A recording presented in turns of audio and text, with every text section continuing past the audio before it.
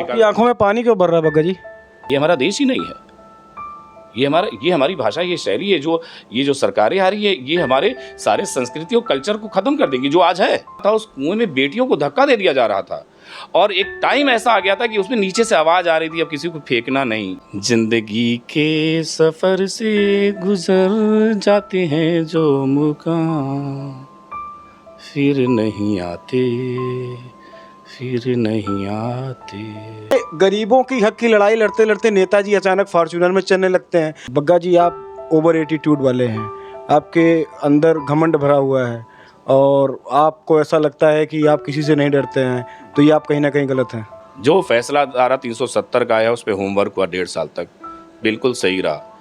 राम जन्मभूमि के फैसले से पहले 1.5 साल तक होमवर्क होता रहा कि कैसे शांति बनी रहे, बिल्कुल ठीक हुआ। 3 तलाक के फैसले से पहले पूरा होमवर्क हुआ देश भर में, बिल्कुल ठीक रहा। नोटबंदी के समय होमवर्क नहीं हुआ, पूरा फेलोर रहा। कलाम साहब तो सिख नहीं है और मोदी जी भी सिख नहीं है। 11 बार रोए होंगे आप? हाँ, गदर तो जब भी देख लेता हूँ तो मेरी आंख में आंसू आ जाता है। तो मुलायम सिंह यादव एक विचार थे। भाभी जी परेशान नहीं होंगे इंटरव्यू देख के? परेशान ना होइएगा। हाँ। आज भी रोते हैं कभी कभी आप? हाँ, सच है। ऐसे सिस्टम्स हैं कि जो आप प्लेटफॉर्म पे प्ले नहीं कर सकते, उसके लिए अप्रूवल्स नहीं मिलते हैं, जो हम आपको चलचित्र के माध्यम से दिखा नहीं सकते हैं। हम इस इंटरव्यू में कुछ आप ऐसा बोले वहाँ बीप लगा दी जाती है। ये आप समझिए एक बाउंडेशंस है। तो उस समय हिंदू और सिख सब एक माने जाते थे और मुस्लिम एक माना जाता था और उसमें कोई प्रेशर वोशर नहीं था। हाथ हो जाएंगे 2 से 8 उसको था कि उसके ही बच्चों ने जमी के 4 टुकड़े कर दिए। भारत का बंटवारा हुआ, कई परिवार उजड़ गए, कई परिवार रोड पर आ गए। उनको ये मालूम नहीं था कि उनकी शाम कैसी होगी और अगली सुबह कैसी होने वाली है। उस समय की स्थिति ऐसी थी कि लोग विडंबना भरे उस भारत देश की ज़मीन को निहारते थे जहां उनका जन्म हुआ था, जहां उनकी कहानियां लिखी गई थी, पुरखों के किस्से लिखे गए थे। उसको छोड़ के जब कहीं दूसरी जगह जाना होता है, आज हम अम्बेडकर नगर के आइडियल के साथ आपको रूबरू करवाएंगे। हॉट टॉक होगी। हॉट टॉक विद एचटी के इस एपिसोड में आप सभी दर्शकों का हार्दिक स्वागत है। आज हमारे साथ धर्मवीर बग्गा जी रहेंगे। हॉट टॉक के इस एपिसोड में धर्मवीर बग्गा जी के साथ कई मुद्दों पर, कई मसलों पर बातचीत होगी और अम्बेडकर नगर जनपद के साथ साथ 10 जनपदों में आपकी कनेक्टिविटी, आपकी रीच और कहीं ना कहीं एक दृढ़ चर्चाएं जरूर हैं।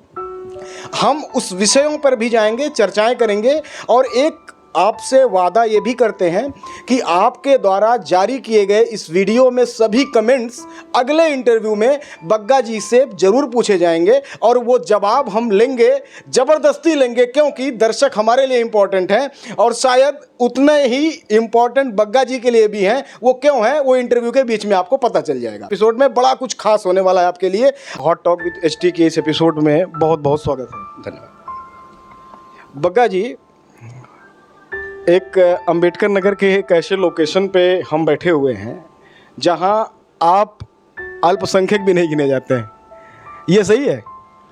नहीं, अल्पसंख्यक क्या, मैं तो कोई संख्यक नहीं मानता। मैं मानता हूँ सारे लोग मेरे भाई हैं, इसलिए अल्पसंख्यक क्या और बहुसंख्यक क्या। जिस प्रकार का आपका पोशाक है, अगर हम पोशाक की बात करें, क्योंकि भारत में हमेशा वेशभूषाओं को लेके बड़ी चर्चाएं रहती हैं और कहा जाता है कि अब अपना नाम अगर आपको बढ़ाना है तो आपको एक वेश धारण करना पड़ेगा। चाहे वो संत आप बन जाइए, चाहे आप सदरी पहन लीजिए, चाहे आप ब्लेजर पहन लीजिए, चाहे आप जो है नग्नावस्था को प्राप्त हो जाइए, उसके बाद बैठ के प्रवचन दीजिए, तो वेश तो बनाना पड़ेगा। तो वेश तो इम्पोर्टेंट है ना?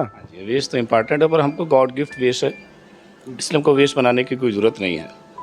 क्योंकि जिस नाम से आप हमको जानते हैं या जिस काम से हमको आप जानते हैं, तो वो इस वेश के कारण ही है। बहुत बड़ी स्टोरी आपके साथ है। अंबेडकर नगर आप आए, वो भी एक अपने आप में कहानी है।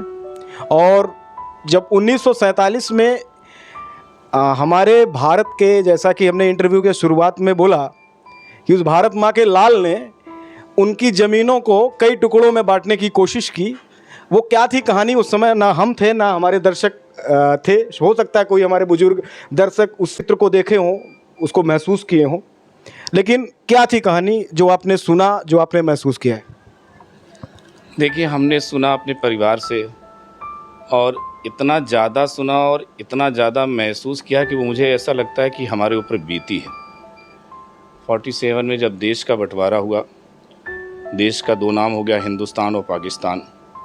तो आज की तारीख में जो पाकिस्तान है, हमारा परिवार, हमारे बड़े बुजुर्ग पाकिस्तान में रहते थे और आधी रात में ये मालूम चला कि देश का बंटवारा हो गया है हिंदुस्तान और पाकिस्तान के नाम से। अब पाकिस्तान के लोग जो हिंदू हैं वो हिंदुस्तान जाएंगे और हिंदुस्तान के जो मुसलमान हैं वो पाकिस्तान आएंगे। तो हमारे परिवार के लोग, जो हमारे बड़े बुजुर्ग थे, हमारे ग्रैंडफादर, हमारी दादी या जो और हमारे बड़े थे, उनको ये महसूस नहीं था कि हम लोगों को इस तरह से अपना घर बार सारा लहलहाते खेत और सारा गाड़ी घोड़ा बग्गी छोड़ करके जाना होगा। हमारे ग्रैंडफादर वहाँ सरपंच थे और 2 ही 3 दिन में ऐसा माहौल बन गया कि मारकाट शुरू हो गई और उनको पूरा सारा कुछ अपना छोड़ करके हिंदुस्तान आना पड़ा। हिंदुस्तान से ही हिंदुस्तान आना पड़ा। हिंदुस्तान से ही हिंदुस्तान आना पड़ा। आए तो वो पाकिस्तान से हिंदुस्तान, उन्होंने ये कहा था, हमारे ग्रैंडफादर हमें बताते थे, स्वर्गीय तेजाराम, कि जब उनके गांव के लोगों ने पूछा कि शाह, उनको शाह की उपाधि मिली थी। शाह माने बेहद ईमानदार होता था, अपनी बात का पक्का होता था। सरपंच थे, अंग्रेज़ों ने अपने ज़माने में उनको बड़ा लालच वगैरह दे रखा था, पर वो कभी वायसराय नहीं बने। और 1450 लोगों का गांव था, काफ़ी बड़ा गांव था, जनसंख्या कम थी और क्षेत्रफल बहुत ज़्यादा था। जब उनसे पूछा गया कि तुम क्या करोगे शाह, तो उसने कहा नहीं, हमारा देश तो हिंदुस्तान है। उसे कहा तुम्हारी सैकड़ों बीघे ज़मीनें हैं, सोना चांदी घर बार, इतना ऐशो आराम करना, देश सबसे पहले और हमारी मिट्टी हमको सबसे पहले। जब इस मिट्टी का नाम बदल दिया गया, इस देश का नाम बदल दिया गया, नहीं हमारा हिंदुस्तान देश, हम हिंदुस्तान जाएंगे। पर उन्होंने वहीं पर एक शपथ ली थी कि मैं अपने पूरे गांव को हिंदुस्तान लेके जाऊंगा, उससे पहले नहीं जाऊंगा।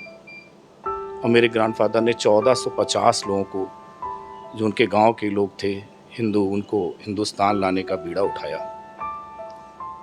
और एक ऐसा समय भी आया कि हमारे दादा को, हमारे पिताजी को मुसलमान होना पड़ गया था। क्या बात कर रहे हैं जी। आप एक सेकंड रुक जाइए। जब आपको वहाँ से, पंजाब नेटिव था, पंजाब से जब निकाला गया या फिर कुछ प्रेशर ऐसा बनाया गया कि आपको निकलना पड़ा, उस समय आपको, जो आपके विपक्षी थे, जो जिनकी वजह से आप लोगों को वो जगह छोड़नी पड़ रही थी, वो आपको हिंदू मानते थे कि सिख मानते थे? नहीं, उस समय कोई सिख हुक वाला कोई चक्कर नहीं था भैया। और दूसरा मैं आपसे बता दूं, मेरे जो ग्रैंडफादर थे और मेरे फादर थे, और या मेरा भी जो हाई स्कूल की टीसी में उसमें नाम लिखा है, उसमें लिखा है हिंदू, ब्रैकेट में सिख। ये तो हिंदू सिख अभी हो गया 84, हिंदू एक मिनट बता रहा हूँ आपको, 84 के बाद हो गया। और दूसरा, उस समय हिंदू और सिख सब एक माने जाते थे और मुस्लिम एक माना जाता था, और उसमें कोई प्रेशर वोशर नहीं था, पूरी मार काट थी। अब बहुत समय लगेगा, मैं आपको पूरी बात बताऊंगा। मैं थोड़े बिल्कुल, आप लंबा समय हमारे पास है, दर्शकों के पास भी है, हमारे सभी इंटरव्यू ऐसे ही जाते हैं। जी बताइए। जब एक तरह की मिलिट्री बना दी गई और मिलिट्री और अपराधी, जो वहाँ के आतंकवादी थे या जो बदमाश थे, गलत लोग थे, वो मिल गए। और हमारे ग्रैंडफादर, हमारे पिताजी बताते थे कि हम लोग को तो ये मालूम था कि भाई कोई आएगा तो लाठी डंडे और भाले से लड़ाई करेगा, ज़्यादा से ज़्यादा यही होता था, लाठी डंडे भाले से लड़ाई करेगा। तो पुराने ज़माने में एक सिस्टम था कि महिलाएं अंदर सोती थी और पुरुष बाहर सोते थे, कच्चे मकान हुआ करते थे। जो बड़े लोग थे या जो अच्छे कमाने खाने वाले, तो मकान उस समय तब भी कच्चे या कच्चे टाइप के होते थे। तो जो पुरुष थे वो छत पे सोते थे। बताते हैं कि एक समय ऐसा आ गया कि हम लोग छत पे सो रहे थे और ऊपर से गोलियां पेड़ों से चलने लग गई, हरे हरे कपड़े पहन करके, हम लोग जान ही नहीं पाए। बताते हैं कि गांव के सैकड़ों लोग एक दिन में मार दिए गए। जो गदर फिल्म में आपने देखा था कि वो बेटियां इस तरह से हुई, हमारे परिवार ने अपनी आंखों से देखा है। हमारी दादी बताती थी कि हमारे गांव में, पिंड में एक गांव कुआं था, उस कुएं में बेटियों को धक्का दे दिया जा रहा था और एक टाइम ऐसा आ गया था कि उसमें नीचे से आवाज़ आ रही थी, अब किसी को फेंकना नहीं, क्योंकि वो जगह खत्म हो गई, भर गया था। हम फेंकने वाले आप ही लोग थे, परिवार के लोग थे। क्या करते, अपनी बेटियों की इज्जत बचानी थी। मैं तो दोषी मानता हूँ जिन्होंने इस तरह से हमारे देश को बांटा। हम माफ़ नहीं कर सकते, भूल नहीं सकते। वो समय हमने देखा है। हमारे पिता ने, हमारे ग्रैंडफादर ने शपथ खाई कि हम उसके बाद भी कि अपने पूरे गांव को निकाल। आंखों में पानी क्यों भर रहा है बग्गा जी? देखिए, जिसके ऊपर बीतती है ना, मालूम उसको ही चलता है। बाकी लोग तो सिर्फ कहानियाँ सुनते हैं, उनको महसूस नहीं है। छोटा सा है, मेरे पर कोरोना बीता है ना, मेरा छोटा भाई कोरोना से गया है ना, मुझको जितना मालूम होगा किसी को नहीं मालूम होगा। मेरे परिवार पे बीती, जब मैंने अपनी दादी को रोते हुए देखा, वो मेरे ताऊ जी का नाम लेके प्रीतम प्रीतम करके रोती थी, तो मैं जानता नहीं था, मैं बहुत छोटा सा अपनी दादी के पास सोता था, उनके पास रहता था। मुझे माना जाता था कि मैं अपनी दादी का बेटा हूँ। मैं तो उनकी डेथ तक यही नहीं जान पाया था कि ये मेरी माँ नहीं, मेरी माँ दूसरी है जो मेरी माँ थी। क्योंकि इस समय क्या, मुझे याद है रात रात भर मेरी दादी मेरे बड़े पिताजी का नाम, जिनको पाकिस्तान के बंटवारे के समय जिनको मार दिया गया था, जो नहीं रहे, उनका नाम लेके रोते थे। तो मैं बाद में ये समझ पाया जब मैं 10-11 साल का हो गया कि वो प्रीतम कौन थे, जिनकी लाश ही नहीं मिली। ऐसे बहुत सारे हमारे परिवार के लोग थे। जब लास्ट डे जब हम पाकिस्तान से हिंदुस्तान हमारा परिवार आ रहा था, तो हमारे परिवार के बहुत सारे लोगों को काट दिया गया था। और हमारे पिताजी और हमारे ग्रैंडफादर को अपने गांव के हिंदू भाइयों को बचाने के लिए, हिंदुस्तान लाने के लिए मुसलमान होना बचा था। एक शर्त वहाँ लगाई गई थी कि अगर शाह मुसलमान हो जाएगा तो ये मान लिया जाएगा ये पूरा गांव मुसलमान हो गया है। सरपंच हुआ करते थे, उन्हीं की वजह ये हुआ कि अगर ये हो जाएगा तो मान लिया जाएगा। हमारे ग्रैंडफादर के कुछ मुस्लिम अच्छे दोस्त थे, उन्होंने ये तय किया कि शाह तुम हमारी बात को मान जाओ, तुम मुसलमान हो जाओ और इस पूरे जो गारद हो रहा है, जो कत्लेआम हो रहा है, उसको बचा लो। उन्होंने उस टाइम बड़ी समझदारी का काम किया और उन्होंने वाहिगुरु को प्रार्थना की कि मुझसे ये तुम क्या करवा रहे हो, पर मुझे अपने गांव को बचाना है, मैंने शपथ ली है, तो मुझे चाहे जैसे बचाना है।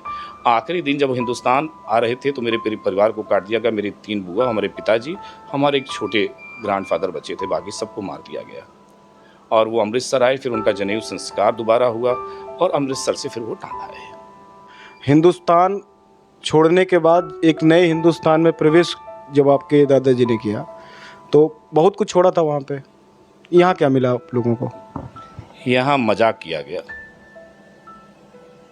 यहाँ मजाक किया गया। हमें 20x22 का एक जगह दी गई और उसके आने के 20 साल बाद रिफ्यूजी मार्केट दी गई थी, जो आज हमारी सरकारों ने उसको छीन लिया है और नगर पालिका को दे दी है। ये हमारे साथ बहुत क्रूर मजाक था। अगर आप सही जवाब जानना चाहते तो यही है। हमने कई 100 बीघे ज़मीनें वहाँ छोड़ी थी। हम लोगों के परिवार को किस तरह से यहाँ आना पड़ा, हम लोगों ने इस देश को कैसे, देखिए मैं आपको एक बात कहता हूँ, जो इस देश में थे वो तो इस देश में ही थे ना। जो इस देश से चल के आए, उन्होंने अपना देश माना तब आए ना। हम तो आपसे बड़े राष्ट्रभक्त थे ना, हम भी तो वहाँ रह सकते थे। थोड़ा सा धर्म बदलना पड़ता है या थोड़ी सी परेशानी, उसके आज भी तो वहाँ पर बहुत सारे हिंदू और सिख रह ही रहे ना। हमको लगा नहीं, ये हमारा देश ही नहीं है, ये हमारी भाषा, ये शैली है, ये जो सरकारें आ रही है, ये हमारे सारे संस्कृति और कल्चर को ख़त्म कर देंगी जो आज है। हमने अपना देश माना, हम राष्ट्रभक्त थे, हम इस राष्ट्र के लिए आए थे और हमारी सरकारों ने उस समय हमारे साथ बहुत क्रूर मजाक किया था, जिसको हमने सहा। और हम अब अडिग आदमी हैं, गुरु नानक देव जी को, महाराज को मानने वाले हैं। हम आज आपके सामने हैं। बचपन कैसा बीता आपका? बड़े उतार चढ़ाव में बीता, क्योंकि सन 47 के बाद हम पहली पौध थे। तो पहली पौध के लिए बहुत ज़्यादा संघर्ष था। हमारी पैदाइश सन 67 में हुई, 68 में हुई, तो हम लोग का संघर्ष ज़्यादा रहा, क्योंकि 15-20 साल ही हुआ था उस समय। टांडा में पढ़ा, फिर जनता जूनियर में पढ़ा, फिर ST inter college, TN degree college, फिर फैजाबाद, फिर मैंने LLB की, पर LLB बीच में छूट गई क्योंकि मेरे बड़े भाई की डेथ हो गई उस समय। उस समय जब आप शिशु मंदिर में गए थे, पगड़ी बांध के गए होंगे? हाँ, सबसे अलग थे उस समय? नहीं होती थी उस समय, जूड़ा और रुमाल बांधा जाता था। बच्चे आपके सहपाठी पूछा नहीं करते थे क्या है ये? कभी नहीं पूछा। और मैं आपको सच बताऊं कि उस समय जितना अच्छा माहौल था, शायद आज तो बताना पड़ता है, उस समय तो बहुत सुंदर माहौल था। और हमारे बचपन में तो कभी ये हुआ ही नहीं कि ये यादव जी हैं, ये ठाकुर साहब, ये पंडित जी हैं, ये हिंदू हैं, मुसलमान, हमको तो याद ही नहीं है। सबसे अलग थे ना उस समय आप, अपने अपने बैच में। कुछ लोग कुछ सिख बच्चे थे, पर कभी ऐसा हुआ नहीं था। उसके रीज़न भी था कि उस समय गुरु गोविंद सिंह जी महाराज की स्टोरियाँ पढ़ाई जाती थी बहुत सारे शिशु मंदिर में, तो ये सारे चैप्टर होते थे, तो सिखों को वैसे भी बड़ी अच्छी निगाह से देखा जाता था। लेकिन अपने आप में आप लोग बड़े कहीं ना कहीं से सताए हुए थे, अंदर से सताए, इस तरह से सताए हुए थे कि एक बहुत बड़ी पीड़ा थी। जब होश आया तो बड़ी पीड़ा थी कि क्या यार ऐसा भी हो सकता है, क्या ऐसा भी होगा। आपने कभी अकेले में खूब रोया है? हाँ, रोया है मन। नहीं बोलिएगा आप हमारे चैनल पे। मैं झूठ वैसे भी नहीं बोलता हूँ। आप मेरे बारे में कितना जानते हैं मुझे नहीं मालूम। मैं सिर्फ एक महादेव से डरता हूँ, बाकी झूठ बोलने का कोई कारण नहीं है। हाँ, मैं रोया हूँ। मेरे दिल में पाकिस्तान के हुक्मरानों के खिलाफ बड़ा गुस्सा रहता है कई बातों पे। वो हिंदुस्तान के हुक्मरान थे, पाकिस्तान तो बात नया नया बना है अभी। जो उस समय जो पाकिस्तान के हुक्मरान बने, मैं उनकी बात कर रहा हूँ, थे तो हिंदुस्तान से ही। और कभी कभी उस देश के बंटवारे में जिन लोगों ने इस तरह से बिना सोचे समझे अचानक इस तरह से फैसला लिया, कभी कभी बड़ा गुस्सा आता है। आज भी रोते हैं कभी कभी आप? हाँ, सच है। तो मैं अगर किसी चीज़ में रात में फंस जाता है, मेरा दिमाग फंस जाता है, तो मेरे कई ऐसे दोस्त भी हैं मैं जिनको रात और सवेरे भी परेशान करता हूँ। हाँ, तो आँख से आंसू आ जाते हैं, इसमें कोई दो राय नहीं है। तो उसके बाद हायर सेकेंडरी, ग्रेजुएशन, क्या कहानी थी उसकी? हायर सेकेंडरी में मैं पढ़ने में बहुत अच्छा था, मैं साइंस साइड से था और चाह रहा था कि डॉक्टर बनूंगा, ये बनूंगा। पर मेरे बड़े भाई की डेथ हो गई एक्सीडेंट में, तो फिर मेरा जो वो पढ़ाई लिखाई थी वो डिस्टर्ब हो गई। फिर मैं ट्रांसपोर्ट का बिज़नेस था, ट्रांसपोर्ट का पहले भट्ठे थे, फिर मैं ट्रांसपोर्ट का बिज़नेस संभालने लगा। फिर ट्रांसपोर्ट के बिज़नेस के बाद फिर मेरी शादी हो गई। मैं यार्न का काम करने लगा, जो टांडा में टेरिकाट बनता है, और उसके बाद मेरी शादी हो गई। तो कॉलेज लाइफ नहीं देखा आपने? कॉलेज लाइफ देखी, पर बहुत अच्छी कॉलेज लाइफ नहीं देखी, क्योंकि जिम्मेदारियां बहुत हो गई थी, सामाजिक भी थी और कुछ पारिवारिक भी थी, तो जिम्मेदारियां बढ़ गई थी। तो मैं कॉलेज लाइफ आप ऐसे कह सकते हैं एंजॉय नहीं कर पाया, जो आज के बच्चे करते हैं वो एंजॉय नहीं कर पाया। कोई ऐसा चेहरा जो पसंद रहा हो? किस तरह का? मोहब्बत हो गई हो आपसे? नहीं, इस तरह से कोई मोहब्बत तो नहीं मुझे हुई। भाभी जी परेशान नहीं होंगे इंटरव्यू देख के? परेशान ना होइएगा। मैं आपको सच बात बताता हूँ, मेरी पत्नी मेरी बहुत ही अच्छी मेरी दोस्त हैं और मुझे बहुत अच्छी तरीके से समझती हैं। क्योंकि अगर मैं आज यहाँ तक पहुँचा हूँ इतनी सेवाओं में, आपने बहुत सारे लोगों को इंटरव्यू किया होगा, आप सामाजिक व्यक्ति दुनिया में रहते हैं, हर परिवार के लोग उनको टोकते हैं, मना करते हैं कि पैसे कहाँ बर्बाद कर रहे हो, समय कहाँ नष्ट कर रहे हो। जब तक परिवार का सहयोग नहीं होता तो नहीं हो पाता। तो आप इसी समझ सकते हैं कि मेरी पत्नी मेरी कितनी कोऑपरेटिव नेचर की होगी, मेरी बात को समझती है। और दुनिया की कोई ऐसी बात नहीं है, कुछ एक आध बात छोड़ करके मैं वो कहूँगा, दुनिया की कोई ऐसी बात नहीं जो मेरी पत्नी ना जानती हो। इसलिए मैं कुछ भी कहूँगा तो आप बिल्कुल मुझे डराए नहीं, धमकाए नहीं। मतलब आपने इस इंटरव्यू के बाद अपनी रिस्पेक्ट और बढ़ा ली है? मैं सच बता रहा हूँ आपसे, बात रिस्पेक्ट की नहीं, मैं सच बता रहा हूँ आपसे जी। तो मूवी वगैरह कभी देखे? हाँ, मैं मूवी देखता था। अपनी मूवी देखे जो आपके साथ बीती थी? हाँ, मैंने गदर मूवी देखी होगी, 11 बार देखी थी। गदर 11 बार क्यों देखी आपने? क्योंकि वो मुझे लगता था जैसे मुझसे टच करती है, मेरे ब्लड से, मेरी सोच से, मेरे परिवार से टच करती थी। मैंने 11 बार देखी है। 11 बार रोए होंगे आप? हाँ, गदर तो जब भी देख लेता हूँ तो मेरी आंख में आंसू आ जाता है। The Kashmir files? हाँ, देखिए द कश्मीर फाइल। पर मुझे द कश्मीर फाइल के समय में कुछ चीज़ें ऐसी लगी जो वहाँ के जिन एक्टरों ने बनाई है, मुझे लगता है कि उन एक्टरों ने उस चीज़ को उतने अच्छे तरीके से नहीं दिखाया है। या तो उनके दिल में कोई भावना आ गई, मतलब बहुत फेयर ढंग से नहीं दिखाया, बाद में उसमें बहुत घुमा फिरा दिया। मैं कहना चाहता हूँ और विभत्स स्थिति थी, ये वही समझ सकता है और वही कह सकता है जिसके परिवार पे बीती हो। देखिए क्या है ना, कुछ ऐसे सिस्टम्स हैं कि जो आप प्लेटफॉर्म पे प्ले नहीं कर सकते, उसके लिए अप्रूवल्स नहीं मिलते हैं, जो हम आपको चलचित्र के माध्यम से दिखा नहीं सकते हैं। हम इस इंटरव्यू में कुछ आप ऐसा बोले वहाँ बीप लगा दी जाती है। ये आप समझिए एक बाउंडेशंस है, तो हो सकता है कुछ ऐसे बाउंडेशंस। आपने पूछा इसलिए मैंने बता दिया। अच्छा, कोई कलाकार पसंद आया हो? सनी देओल। सरदार इसीलिए? नहीं, सनी देओल सरदार कहाँ है? सरदार देखिए, सिख जो होता है वो आप भी सिख हो सकते हैं, उसके अंदर वो क्वालिटी होनी चाहिए सिख वाली। सिख का मतलब ये नहीं होता कि दाढ़ी मूंछ रखा लिया और पगड़ी रखा लिया सिख हो गया। नहीं, सिख माने ये नहीं होता। हाँ, अब वो ठीक है, उनके परिवार में वो पंजाबी फैमिली से आते हैं, पंजाब से आते हैं, इसलिए ऐसा नहीं है। मुझे बहुत सारे लोग पसंद हैं। कलाम साहब तो सिख नहीं है और मोदी जी भी सिख नहीं है, पर मुझे बहुत सारे लोग ऐसे पसंद है, तो उसमें सनी देओल मुझे एक्टर पसंद है। को एक्ट्रेस में? मुझे अपने समय में कभी हीरोइन में रीना राय बहुत पसंद आती थी। मैं छोटा था, उनकी फिल्म में देखता। क्यों? उनकी एक्टिंग बहुत एक्चुअल एक्टिंग होती थी। तो जब हम छोटे थे तो मुझे ये समझ में आता था कि लगता है ये एक्टिंग नहीं करी, ये सच में ऐसा है। तो वो मेरे जहन में है रीना राय। अभी शिक्षा व्यवस्था के साथ कुछ छेड़छाड़ आपको समझ में आती है कि पार्टीशन के बाद कितनी बार हुई है, लगातार हो रही है, कुछ बदलनी चाहिए? आपका आखिरी वाले सवाल का जवाब मैं पहले दे दूं कि बदलनी चाहिए। पूरी शिक्षा व्यवस्था बदल देनी चाहिए।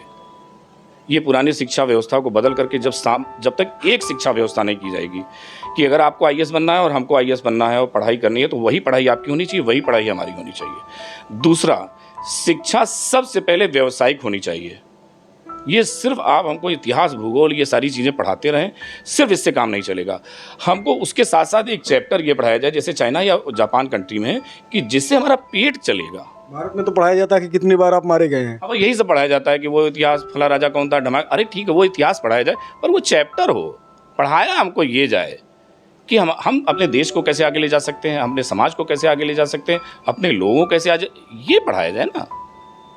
तो ऐसे बहुत सारी चीज़ें हैं। अब आप अगर समय दे तो मैं और बताऊं फिर आपको। बिल्कुल बताइए, बिल्कुल बताइए। तो जैसे ये दूसरी चीज़ होगी। तीसरी चीज़ ये हो गई, बहुत सारी आज यूनिवर्सिटीज़, कॉलेज ऐसे हैं जिनको इस तरह से प्राइवेट कर दिया गया है कि वो हम 1 लाख रुपया लेंगे, आप 2 लाख रुपया लेंगे, 3 लाख रुपया लेंगे, पढ़ाई सेम है, व्यवस्था सेम है, तो एक जगह 1 लाख, एक जगह 2 लाख, एक जगह 3, कैसे कोई आदमी दे पाएगा?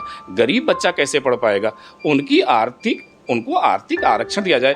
मुझे कभी कभी ये बात समझ में नहीं आती कि ठीक है, आरक्षण जो व्यवस्था बनाई गई उसमें से रिवाइज किया जाए आरक्षण व्यवस्था को, जो वो गरीब बच्चे कि जिनके पास आर्थिक व्यवस्था नहीं हो उनको भी आरक्षण में जोड़ा जाए। आप मान लीजिए, जैसे मैं आरक्षण में आता हूं और आप आरक्षण में नहीं आते हैं, परंतु आपके पास पढ़ाने की व्यवस्था नहीं है, तो आपको भी जोड़ा जाए। कहने के लिए सरकारी आंकड़ों में और सामाजिक आंकड़ों में और मीडिया के आंकड़ों में है, जमीन पे वो नहीं है। इससे क्या होता है कि बच्चे अपराध की तरफ या बच्चे गलत लाइन की तरफ ये सारी जा रहे हैं। हमको ये कहा गया कि ये सोशल मीडिया और ये मोबाइल, ये लैपटॉप पढ़ाने के लिए दिए जा रहे हैं। बिल्कुल मोर देन 50% गलत यूज़ हो रहा है, क्योंकि जब हमारे पास शिक्षा ही नहीं है तो हमको मालूम ही नहीं हमको उसमें पढ़ना क्या है। लैपटॉप में, मोबाइल में पिक्चरें भरी जा रही थी। हाँ, मैं वही कह रहा हूँ। छोटे छोटे काउंटर खोल के वही हो ही रहा है और था और है। तो हमको पहले ये बताया जाए कि हमको करना है। सच क्या है, हम आपको एक लाइन में कह दें, हमारे यहाँ जब कोई चीज़ तय होती है तो उस पर होमवर्क नहीं हो रहा। जिन कामों में होमवर्क हुआ वो काम हमेशा ठीक हुए। जो फैसला धारा 370 का आया उस पर होमवर्क हुआ 1.5 साल तक, बिल्कुल सही रहा। राम जन्मभूमि के फैसले से पहले 1.5 साल तक होमवर्क होता रहा कि कैसे शांति बनी रहे, बिल्कुल ठीक हुआ। 3 तलाक के फैसले से पहले पूरा होमवर्क हुआ देश भर में, बिल्कुल ठीक रहा। नोटबंदी के समय होमवर्क नहीं हुआ, पूरा फेल्योर रहा। तो इस तरह से और भी जैसे प्रोग्राम्स बनते हैं, उस प्रोग्राम्स में जो लोग होमवर्क किए बिना, हमारे IAS या जो बड़े अधिकारी एयर कंडीशनरों में बना लेते हैं, जिनको ज़मीन के बारे में कुछ ज्ञान ही नहीं है। चक्कर क्या है, सच्चाई है कि जब हम ये ट्रांसपोर्ट मिनिस्टर किसान को बनाएंगे जो कृषि करता है, तो वो ट्रांसपोर्ट क्या देखेगा, और जो गाड़ी चलवाता है उसको हम कृषि मंत्री बना देंगे तो वो क्या देखेगा। जो आदमी जिस फील्ड का मास्टर और हीरो हो उसको बनाया जाए। हम सोशल वर्क करने वाले हैं। आप हमसे पूछिए ना कि ये समाज की व्यवस्था क्या चल रही, हम आपको बता पाएंगे। आप ऊपर से ला करके MP MLA और नेताजी और DM साहब को बैठा देते हैं, वो कहानियाँ सिर्फ बताते हैं। वो तो नेताजी का एग्जाम करवा दिया जाए। नहीं, नेताजी का एग्जाम इससे करवा दिया जाए कि जहां पर जिस जात के ज्यादा लोग हैं उनको चुनाव न लड़ाया जाए। उनसे कि ये नेता चुनो, रिश्तेदार मत चुनो, नेता चुनो। बहारों फूल बरसाओ मेरा महबूब आया। करते आए हैं तो वही चलता रहेगा। पिताजी राजनीति से जुड़े रहे आपके, समाजवादी पार्टी के साथ राजनीति किया उन्होंने। हमारे पिताजी समाजवादी विचारधारा के थे। जब हिंदुस्तान आए तो उस समय मैं मुलायम सिंह जी यादव को हमेशा नेताजी कहता हूँ, मैं नाम पूरा देश कहता है मुलायम सिंह यादव एक विचार थे। तो नेताजी उस समय बिल्कुल हिंदुस्तान की उभरती राजनीति में थे। चौधरी चरण सिंह जी के हमारे पिताजी बहुत अच्छे दोस्त थे। चौधरी देवीलाल जी, चौधरी चरण सिंह, भजन लाल जी, ये सारे हमारे पिताजी की टीम थे। VP सिंह साहब हमारे पिताजी के बिल्कुल सब साथ के लोग थे। तो हमारे पिताजी मुलायम सिंह जी यादव जी नेताजी के साथ हमेशा रहे। इनकी विचारधारा मिलती थी। और सच क्या था मैं आपसे बताऊं, एक्चुअली जब हम हिंदुस्तान में आए, हिंदुस्तान में आए, ये हाँ, आपकी बात सब वो मेरे जहन में है कि हम अमृतसर आए। अमृतसर में जब दोबारा हमारे पिताजी का जनेऊ संस्कार हुआ और वो वापस इस तरह से कह लीजिए सनातन सिख में आए, ऐसे कह सकते हैं आप, क्योंकि मैंने फिर अपने पिताजी से सवाल किया था। वो हुआ क्या था, एक बार वो बड़ी अच्छी नमाज पढ़ रहे थे, तो मैंने कहा आपको कैसे मालूम, तो उन्होंने पूरी स्टोरी मुझे देखा था उनको नमाज पढ़ते हुए। एक बार वो हुआ कि वो उर्दू बहुत अच्छा लिखते थे। उस समय उर्दू पाकिस्तान वो जो है वहाँ उर्दू लिखी जाती थी। हमारे ग्रैंडफादर, तो मैं अपने पिताजी से सवाल बहुत करता था और मैं शुरू से ही ऐसा रहा। तो हमारे पिता, बहरहाल छोड़े पीछे नहीं जाए, जब पाकिस्तान और हिंदुस्तान की बात आती है तो मेरा मन थोड़ा खराब हो जाता है। तो हमारे पिताजी समाजवादी विचारधारा के थे, क्योंकि हम लोग गुरु नानक देव जी महाराज को मानने वाले थे। और गुरु नानक देव जी की एक शिष्य हिंदू और एक मर्दा, मतलब हिंदू और मुसलमान 2 शिष्य थे। तो हम गोल्डन टेम्पल से आए, स्वर्ण मंदिर से आए, दरबार साहब से आए तो हमारी मानसिकता, हम मजबूत इरादे के लोग थे, तो समाजवाद विचारधारा हमारी थी, पर हमारी वो वाली समाजवाद विचारधारा थी, ये जात वाली समाजवादी विचारधारा नहीं थी, समाजवाद था। आपकी नज़र में ऐसा कुछ लगता है कि नेताजी ने जो ज़मीन बनाई थी, जिस ज़मीन पर उन्होंने काम किया, जो सोच इस्टेब्लिश की गई थी उनके साथ, फाउंडिंग मेंबर लोगों ने किया, धीरे धीरे जो लोग स्टार्टअप में जुड़े रहे, कहीं ना कहीं आगे चलते चलते रास्ता भटक गए लोग? हाँ, मुझे ऐसा लगता है कि वो रास्ता भटक गए, या अभी बहुत कुछ काम करना बाकी है, हम लोग सही रास्ते पे नहीं जा रहे थे।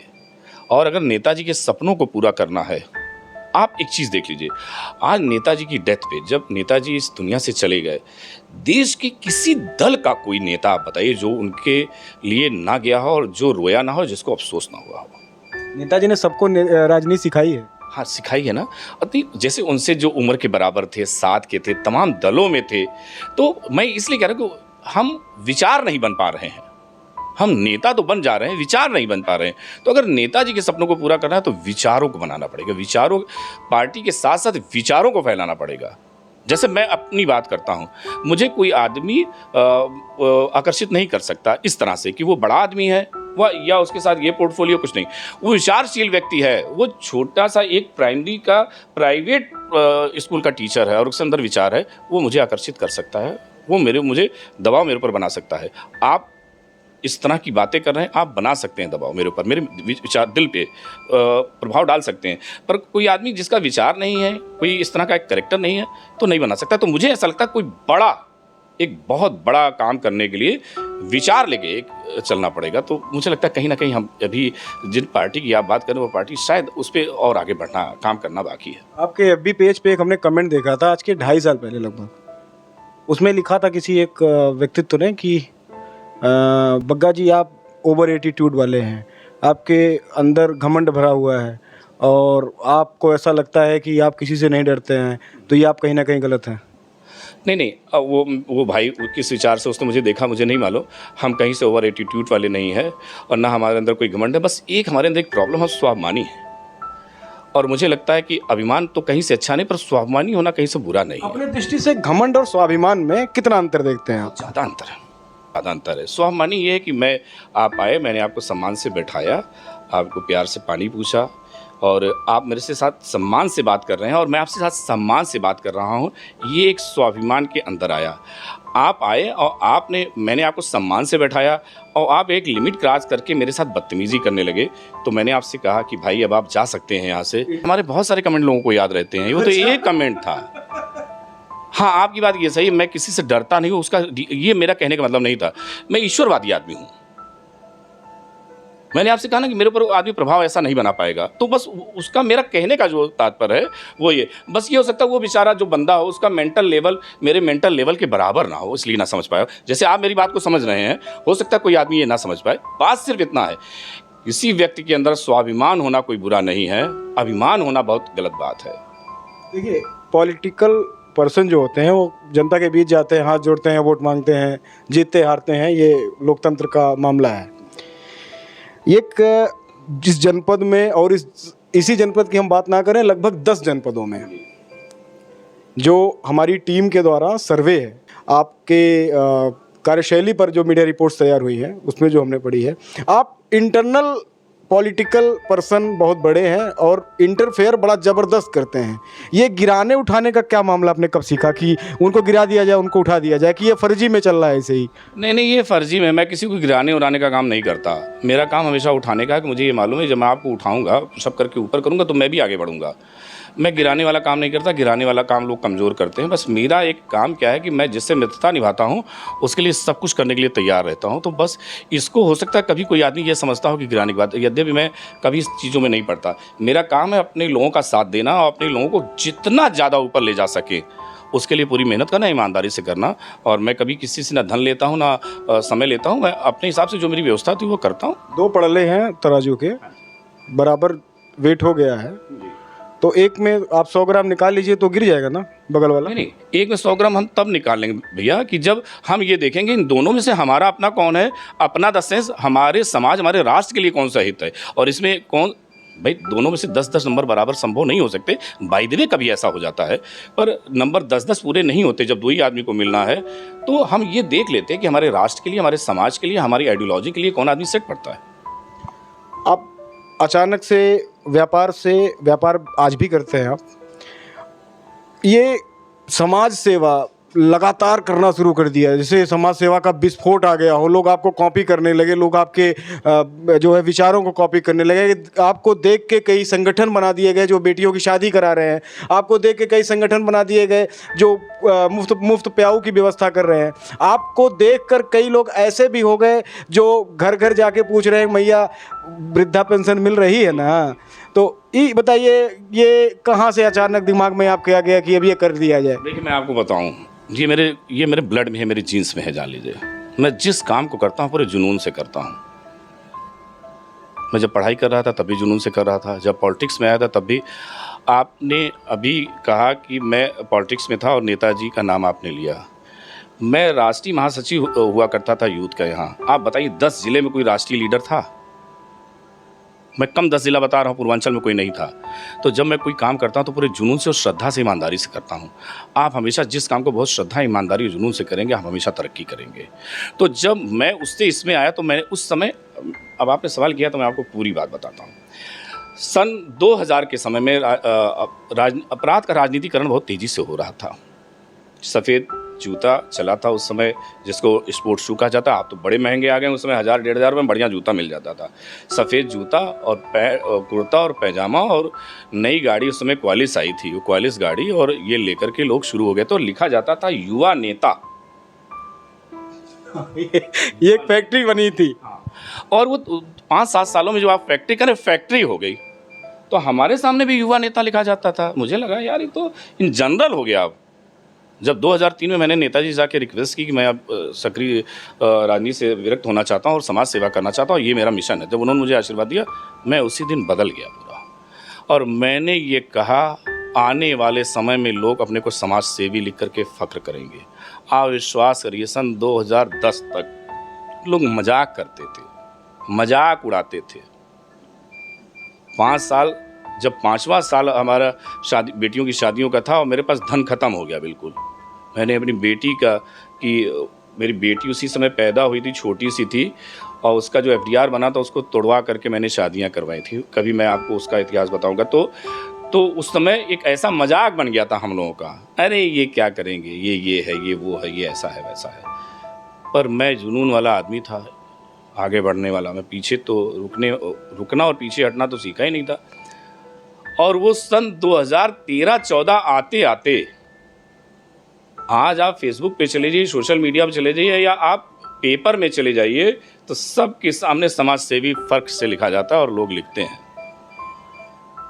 आज भी लोग कहते हैं, अक्सर मेरे पास तो दिन भर में बहुत सारे लोग इस तरह की चर्चा करने आते हैं कि भैया आपके आशीर्वाद से ये हुआ, ये शुरुआत की, आप हमारे फ्रेंड्स होते हैं। तो ये मेरा कुछ नहीं इसमें है। मुझे लगता है ईश्वर ने हमसे कराया। आज बहुत सारी बेटियों की शादियाँ हो रही हैं। आज ईश्वर ने हमसे कराया, बहुत सारी जगह लंगर चल रहे हैं। आज ईश्वर ने हमसे कराया। देखिए बहुत सारी जगह कोरोना के कारण सारे लोग हमारे साथ जुड़े, कई 100 हमारे साथी जुड़ गए थे। आज ईश्वर ने कराया, प्याऊ हमने बनवाए थे, लोगों को मैंने एवर किया कि लोगों ने प्याऊ बनाए। आज अभी आने वाले समय में देखिएगा, हम 2-3 दिन में एक नई स्कीम शुरू करने जाने, हम स्कीम वर्ड कहते हैं, एक नई सेवा शुरू करने जा रहे हैं। तो हमारे साथी आएंगे उसमें। उस समय कुछ लोगों द्वारा, महानुभाव तो उनको संज्ञान नहीं दे सकते, ये कहा गया कि कोविड चल रहा है और उसमें आपने अपने बड़े अजीज, बड़े सबसे खास और सबसे अपने एक कंधे को खो दिया। आपके भाई कोविड काल के शिकार हुए। और उस समय भी कुछ लोगों ने ये कहा कि उधर उनके भाई की मृत्यु हुई है और ये हाथ में सैनिटाइजर की बोतल लिए घूम रहे हैं, इनको राजनीति करनी है। देखिए हमारे यहाँ तो मोहम्मद साहब को नहीं छोड़ा गया, प्रभु श्री राम को नहीं छोड़ा गया, गुरु नानक देव जी महाराज को नहीं छोड़ा गया। हमारी कौन सी औकात है? ये तो समाज है। 90 लोग अच्छे कहते हैं, 10 लोग अपनी उसमें चीज़ें ढूंढते रहते हैं। और अगर एक जवाब हमको आप ही दे दीजिए, अगर राजनीति करनी है तो वो जो लोग राजनीति धर्म के नाम पे, जात के नाम पे कर रहे हैं, अगर समाज सेवा के नाम पे राजनीति करनी तो बुरा कौन सा है? मैं आपके चैनल पे खुल के कह रहा हूँ, तो बुरा कौन सा है? यद्यपि मुझे नहीं करनी है। अगर जनता मौका दे तो ज़रूर करेंगे। खुले मन से करेंगे। खुले मन से करेंगे। और आप अभी आपने कहा ना कि आप आइडियल हैं, राजनीति की परिभाषा ना बदल दीजिए, ये चल रहा है 30 सालों से, तो आप कहिएगा क्या परिभाषा देखते हैं अपनी नज़र में? हम आज से 60 साल पहले, जब 70 साल पहले जब देश आज़ाद हुआ, उस समय की जो राजनीति थी, समाज सेवा से राजनीति की तरफ जाना, सेवा करना। आज राजनीति तो सिर्फ करोड़ोंपति बनने के लिए है।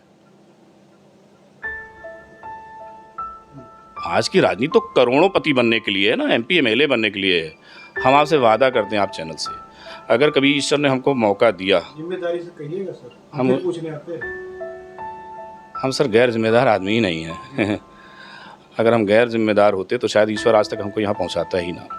नहीं, फिर वही कहेंगे लोग कि अब इनको राजनीति करनी है। कह तो रहा हूँ मैं आपसे, अगर जनता ये चाहे कि जनता ने हमको यहाँ तक पहुँचाया है, हमारे दोस्तों ने हमको यहाँ तक पहुँचाया है, जो हमको आशीर्वाद देते हैं यहाँ तक पहुँचाया है, मैं किसी तरह की गंदी राजनीति में नहीं आना चाहता। अगर आपको ज़रूरत हो कि समाज सेवा से राजनीति करनी है, उस राजनीति शब्द को समाज सेवा के साथ आप जोड़ दीजिए। मैं अगर MP MLA या कोई चीज़ बनता हूँ, मैं आपसे आज ही बता दूँ, ये जितने अंतिम संस्कार की जगह वहाँ फ्री में लकड़ी मिलेगी, मैं खुद अपने हाथ से अंतिम संस्कार करूँगा लावारिश का, आपसे वादा करता हूँ। जितनी सेवाएं चल रही हैं, इसको कई 100 गुना में बढ़ा दूंगा।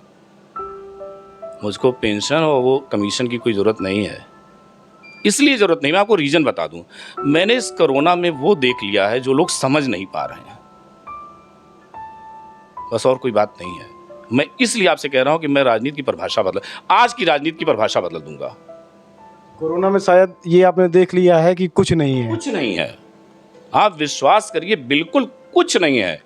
अच्छा, आप अभी देखिए, आज आप आफ्टर कोरोना देख रहे हैं, मैं कोरोना के बाद कैसे ठीक हुआ हूँ, शायद आप भी जानते होंगे। मेरे लिए जिन बेटियों की हमने शादी की, उनसे 40 बेटियों ने 1 महीने तक उस गर्मी के समय में निरा जल मेरे लिए व्रत रखा। उस समय एक दिन कोई नहीं रख पा रहा था। आप ध्यान दीजिए कि कोरोना कितना ज़बरदस्त था। जिन बेटियों ने मुझे आशीर्वाद देकर, और सैकड़ों हज़ारों, कौन सा मंदिर मस्जिद गुरुद्वारे ऐसे नहीं थे जहाँ मेरे लिए प्रार्थना उस समय नहीं होती। लोग घर से कर रहे थे, जब घर से निकले तो मंदिरों मस्जिदों में कर रहे थे। मैं किसी का एहसान भूल सकता हूँ? मैं पीछे हट जाऊँ? वो कह रहे हैं कि सैनिटाइज़र की बॉटल लेके चल रहे हैं। अरे वो डरपोक लोग थे, वो बेचारे कुछ कर नहीं पा रहे थे, इसलिए वो इस तरह की बात कर रहे थे। मैं सीधा जवाब नहीं देना चाहता इस बात का, इसलिए कह रहा हूँ। आप दे सकते हैं, अनकट चलता चला। मैं इसलिए कह रहा हूँ कि जैसे जो लोग कुछ नहीं कर पा रहे थे या कुछ करना नहीं चाह रहे थे, यही कर रहे थे, वो ये कर रहे थे। आप एक बात बताइए, वो जो अपने को जनप्रतिनिधि कहते हैं, मैं आपको सच बताता हूँ, वही लोग ये कह रहे थे। उनके पास तो सारी व्यवस्था थी और ईश्वर उनसे कुछ नहीं करवा रहा था। करवा हम गरीब और छोटे लोगों से था, जिनके पास हर चीज़ की व्यवस्था अपने परिवार, अपने घर से, अपने लोगों से करनी थी। तो उनको भी तो आपको कोई जवाब देना था कि नहीं देना था? मैं तो कह रहा हूँ, अगर उसके कारण, भाई हमको एक बात बता दीजिए, कोई आदमी आपके गांव में कभी भगवान ना करे उसको आपको जरूरत पड़ जाए और ब्लड देता हो और वो प्रधानी का चुनाव लड़े, तो आपका पहला फर्ज क्या होता है? मैं आपसे ही सवाल कर रहा हूँ पत्रकार महोदय। आप ही बताइए, अब आप ही बताइए। पहला तो फर्ज आपका यही होता है, अगर 4 आदमी चुनाव लड़ रहे हैं और वो आदमी ठीक है जिसने आपको ब्लड दिया था, तो आपको उसे चुनना चाहिए कि इसलिए कि भगवान ना करे कभी किसी दूसरे को जरूरत पड़ेगी तो उसको डॉक्टर दिखाएगा, देगा। और 3 आदमी उसमें से आराम से मस्ती करने वाले हैं, 2-3 बार प्रधान हुए हैं, लूट करके खा जा रहे हैं।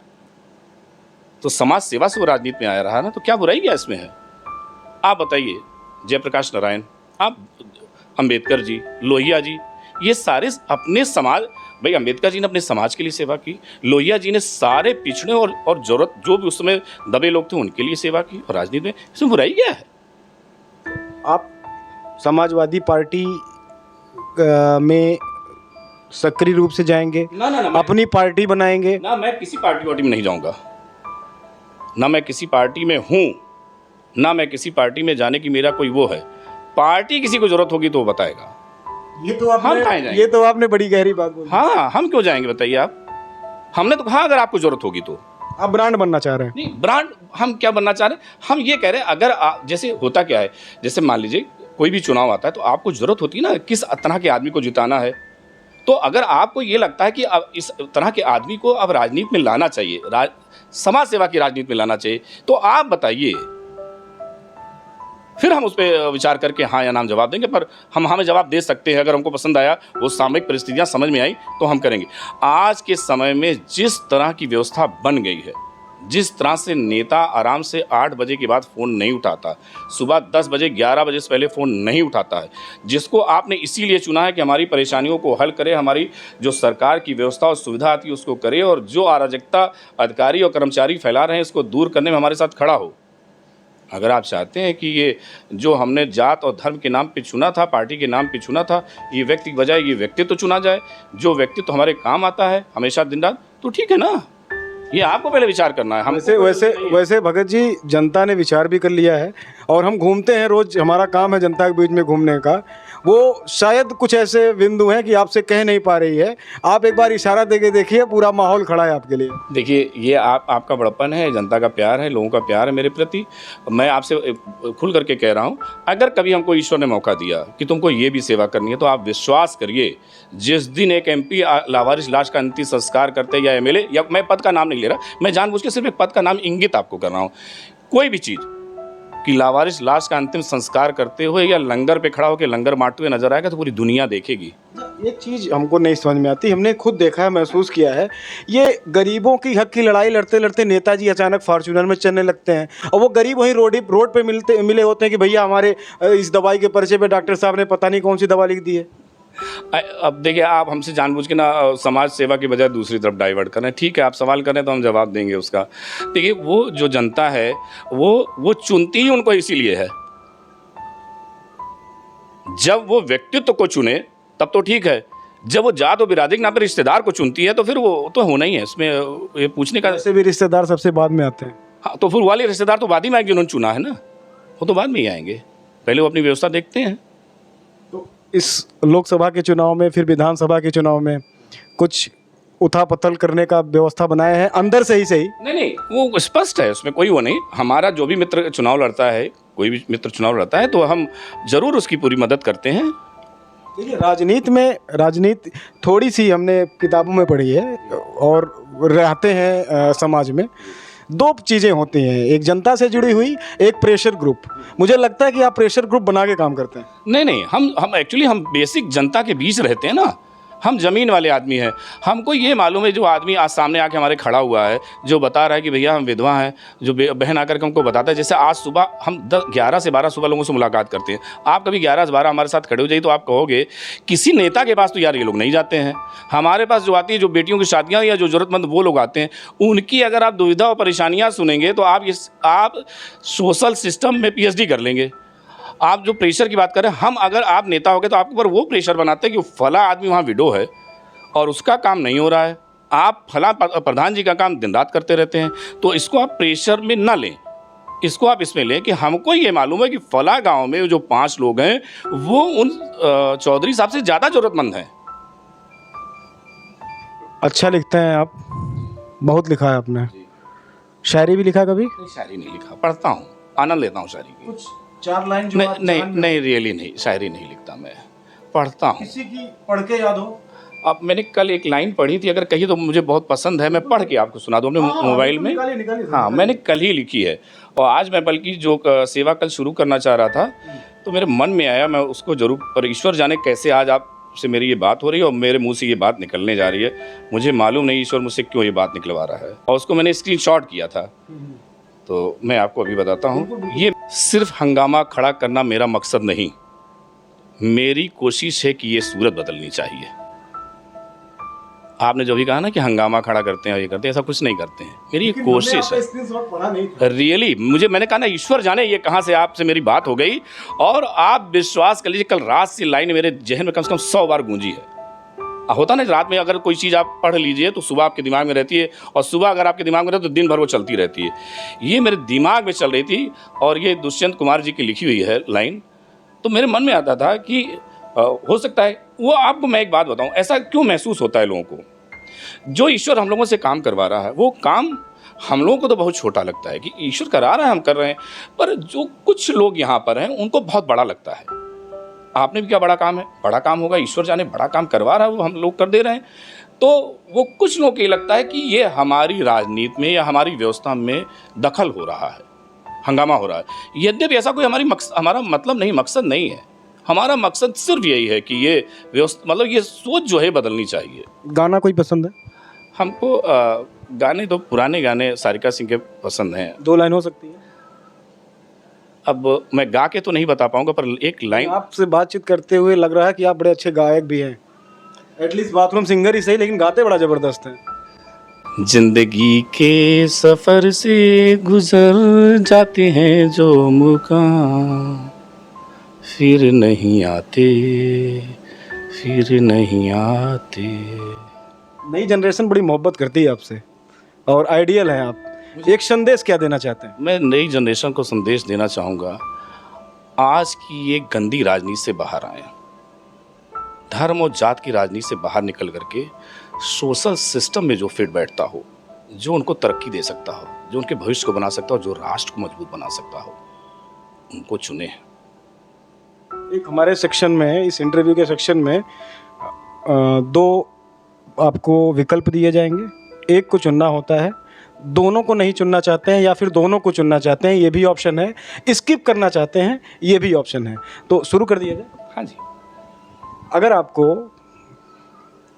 प्रगतिशील समाजवादी पार्टी के मुखिया चाचा जी को और अखिलेश यादव जी को, दोनों में से एक व्यक्ति का चुनाव करना हो, आसान शब्दों में शिवपाल सिंह यादव जी का, अखिलेश यादव जी का, दोनों व्यक्ति में से एक व्यक्ति का चुनाव करना हो, तो जिम्मेदारी से किसका चुनाव करेंगे?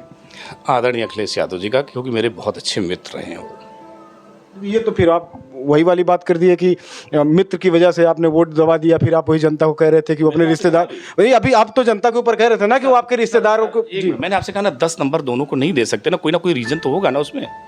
तो मैंने अपनी बिरादरी के नाते तो कहा नहीं आपसे, या धर्म के नाते नहीं कहा। अगर भारत के प्रधानमंत्री को और उत्तर प्रदेश के मुख्यमंत्री को ये 1 मिनट के लिए भूल जाए कि ये प्रधानमंत्री जी हैं, ये मुख्यमंत्री जी हैं, दोनों लोगों को एक जगह खड़ा कर दिया जाए और आपको चुनाव करने के लिए बोल दिया जाए मन में ही कि आप किसे पसंद करते हैं, कौन सा चेहरा है? आदरणीय योगी जी को, आदरणीय मोदी जी को। समय के हिसाब से दोनों को। आज के समय में धर्म के हिसाब से जो बड़ा बदलाव आया था उसमें योगी जी बिल्कुल फिट बैठते हैं, और राष्ट्र की मजबूती के लिए मोदी जी फिट बैठे, इसलिए मैं दोनों को कहूँगा। अरविंद केजरीवाल इस समय सक्रिय राजनीति में हैं और कांग्रेस पूरा भारत जोड़ो यात्रा कर रही है। अब हम ये नहीं अपने चैनल पे जिम्मेदारी से कह सकते हैं कि तोड़ने में भी जो है कुछ ही ऐसे महानुभावों का अधिक योगदान रहा होगा। उस समय अधिकारी भी थे, उस समय नेता भी थे, तो अधिकारी से बने नेताजी और नेताजी खुद भारत जोड़ो की यात्रा पे हैं और हर जगह विजिट कर रहे हैं। ये इस समय एक शॉर्ट से बातों में अगर हो जाए कि क्या चल रहा है देश में। देखिए, केजरीवाल जो हैं उन्होंने 2 बार मुख्यमंत्री की शपथ ली और दिल्ली को क्या बना करके दिखाया है। राहुल गांधी जी देश के बहुत बड़े नेता हैं, ये मान सकते हैं, पर राहुल गांधी जी ज़मीनी नेता नहीं थे अपने समय में, ना राजीव गांधी जी थे, वो भी बेचारे अचानक आए, 84 के लफड़े के दंगे के बाद आए। इंदिरा गांधी जी बहुत सर्वमान्य नेता थी। तो मुझे ऐसा लगता है कि जो गांधी परिवार में राजनीति चल के आई, वो अब राहुल जी काफ़ी दिनों से मेहनत कर रहे हैं, ठीक है, वो मेहनत करेंगे, कांग्रेस को आगे ले जाएंगे, वो ठीक है, पर जो केजरीवाल जी जो काम कर रहे हैं वो ज़मीन पे काम कर रहे हैं, वो नज़र आ रहा है काम। कांग्रेस बहुत बड़ी पार्टी है, उसको इतने छोटे में हम कहते हैं ये बात ठीक नहीं होगी। उनका अपना अलग दायरा है और केजरीवाल जी का अपना अलग दायरा है। इस व्यस्ततम समय में आपने बहुत कीमती टाइम हमको दिया, खुल के बातचीत हुई, दर्शकों को पसंद आई होगी। वार्ता हिंदी चैनल के इस इंटरव्यू सेक्शन में आपको पूरे इंटरव्यू में ऐसा लगा कि वार्ता हिंदी चैनल को सब्सक्राइब करना चाहिए लोगों को? 100%। आपके सवाल बहुत अच्छे हैं और आप जवाब बहुत अच्छे ढंग से लेते हैं, वरना बहुत सारे लोगों के पास समय कम होता है और शॉर्टकट जवाब जब लेते हैं तो वो बात अपनी आप कह भी नहीं पाते हैं और सामने वाला जो दर्शक तो समझ नहीं पाता। तो मैं दर्शकों से निवेदन भी करूंगा कि अपने चैनल को जरूर सब्सक्राइब करें। आप कब सब्सक्राइब करें? अभी कर देंगे आज ही। चलिए, आपका बहुत बहुत धन्यवाद। हॉट टॉक विद एसटी के अगले एपिसोड में हम जल्द ही हाजिर होते हैं। नई शख्सियत, नया चेहरा, नया लोकेशन और आपसे नई नई बातें होंगी। कमेंट करना आप ना भूलिएगा, कमेंट जरूर करिएगा। तक देखते रहिए वार्ता हिंदी। मैं हूं हिमांशु त्रिपाठी।